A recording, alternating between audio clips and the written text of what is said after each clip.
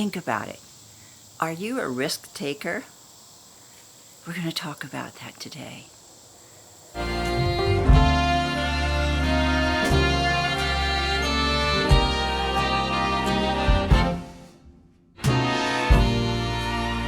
had been a wallflower for so long,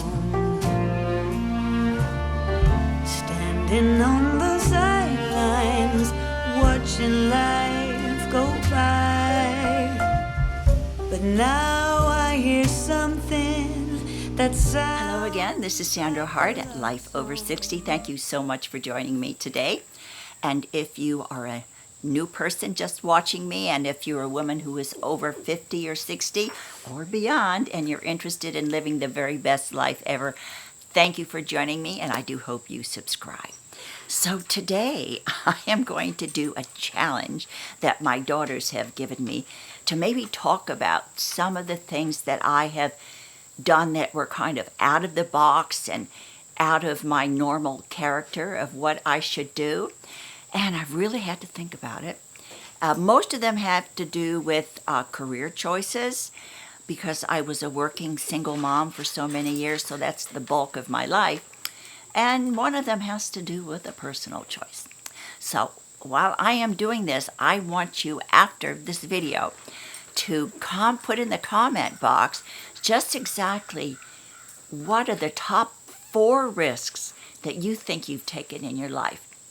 Whether it's a personal risk or a risk in your work life, I just really would be very interested to see what you're going to share with me. All right, Sophie is going crazy over here because we have a cat. She wants so much to go and play with the cat, but the cat is just lounging in the Nashville heat, could care less.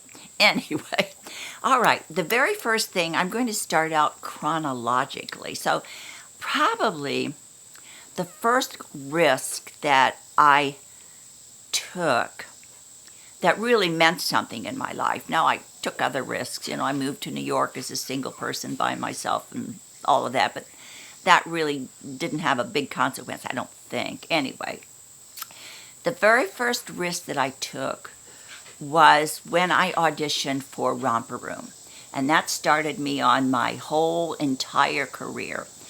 But I had not one single qualification for that job except I could talk. I had a college degree. I didn't have a teaching degree. I had never taught before in my life. I was a woman. It didn't matter, I guess, but at those days, I guess the Romper teacher was a woman. And so I didn't have any of the qualifications at all. And I went into the audition with a lot of other girls. And I said, why not? Take a risk. All they can do is laugh at you or say no. So I went in and I auditioned. I rode around on a pogo stick and I sang a little song that I used to always sing called Pony Boy. I don't know whether you know that song. But anyway, I took a risk. I went into that knowing that I had not one qualification whatsoever. And I got the job. And that job then propelled me into a television career for the bulk of my adult life.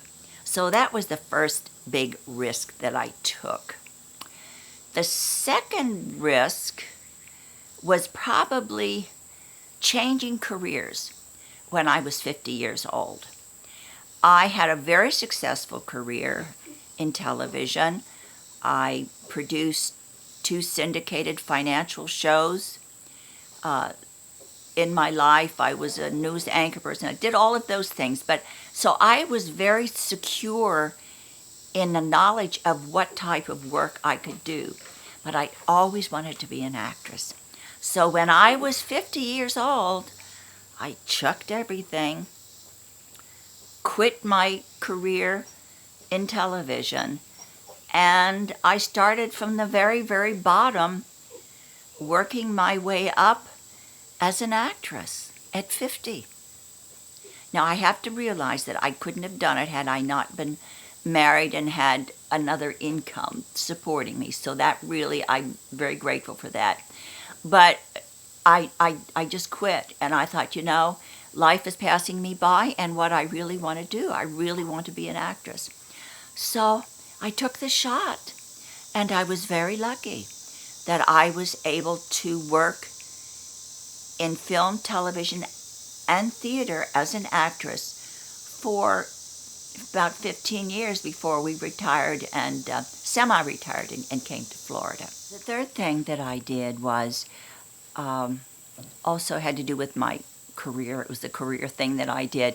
But a good friend of mine opened up a new casting agency, and she was hired to fill the positions in a new film that was being done in the Bronx, a remake of Kiss of Death. That was the Richard Widmark movie way back when that was really popular.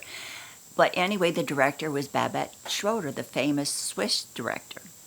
So she said, please, please help me. I really need some good people to fill the background spots. And I know you don't do background, but would you please do me a favor? So I said, okay, I will. I liked her, and I wasn't doing anything else. So I went early on the set and waited, and then till the assistant director, the AD, came to me and he said, okay, we picked you and we need you to be on set. And what I was supposed to do is just to stand on the doorstep of a row house in the Bronx, and then when they called action, I was just to walk down the steps and leave, and then go out of frame, I guess.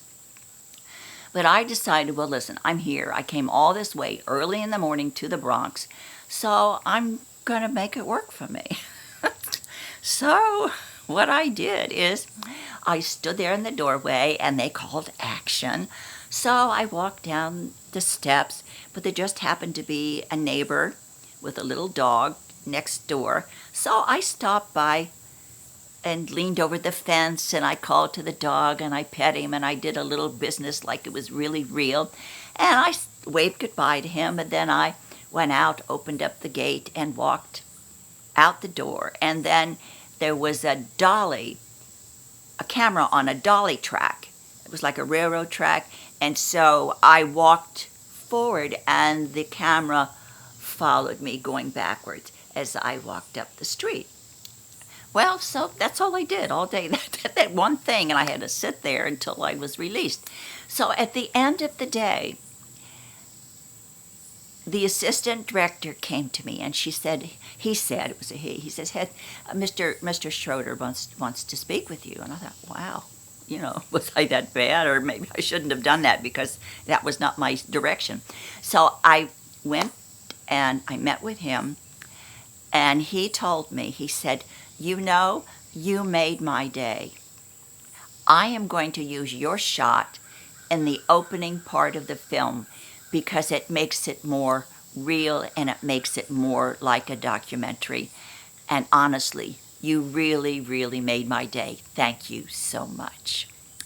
So, look, I was so thrilled. I ran home and I told my husband that this big director was so happy with the little business that I had done in his film. But I took a risk. Instead of just following directions, I guess, I figured, why not? If I'm going to be here, why not have a little bit of fun? So when the film came out, I have no speaking part, but when the film came out, you can see me walking down the steps and waving to the neighbor and playing with the little dog, and then walking up the sidewalk, and that was part of the opening. As a matter of fact, when I was at my daughter's in Chicago, I think in the spring, they were playing it on Netflix or one of the things, and I got to see it again. So that was the risk that I took there. And finally, the last risk that I took, and it probably was the biggest risk of my entire life, was marrying a man who was a 57-year-old bachelor who had never, ever been married in his whole life, or never, ever been responsible for anyone except himself. And trust me, everybody said, don't do it. You don't know what you're in for. But that was the biggest risk I took. But do you know what? We will be celebrating our 35th anniversary this a couple days after Valentine's Day next year. And it has worked out. It really has. And I think the reason it has is because I am very patient. I was used to living by myself for a long time as a single parent, and he was used to living by himself forever. So I kind of understood that, and each of us are pretty cool on our own. We don't need to be together 24 hours a day. Now that's just us, and that's just our particular relationship that has worked. Now there are people that are high school sweethearts, and you've met, and you're there, and you want to be together forever, and I think that's absolutely wonderful. But because I was a widow, was married, and raised my children for so many years by myself, and the fact that he never was married and never had to deal with children or anything, it was a good relationship for us because our backgrounds were in a way kind of similar, so we were able to make it work because we were two independent people coming together. So, who would have thought? So those are the 4 risks that I can think of that I have taken, and maybe jumping on YouTube is another one I should add because, whoa, I never thought at my age that I would be sitting here having such a wonderful time, sharing my life, and having you share your lives with me.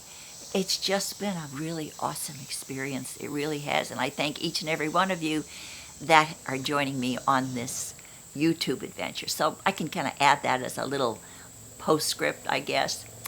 But now, if you will, I want you below to think about a few risks, 1 or 2, 3, maybe 4 risks that you have taken in your life that have been good, that have turned out really well for you, or maybe risks that have changed the direction of your life. I really would be interested to have you share that with me, if you would. So don't forget to be good to yourself today and be kind to whomever crosses your path. Just a smile. That sometimes can be the best thing that you can do for someone. And of course, don't forget to share the love. And don't forget how much I care about you. I can't believe it. This is such a beautiful day, and now it's starting to rain. I can hear it around me. This is one thing that's so interesting about Nashville. It can be beautiful, and maybe you'll start on a walk, and then right in the middle of this beautiful day, you're getting rain showers. And Sophie's gonna, no Sophie, she's walking under the tree. Okay, I love you. She hears the rain. All right, thank you so much. I love you. And I hope to see you in my next video. To care for, care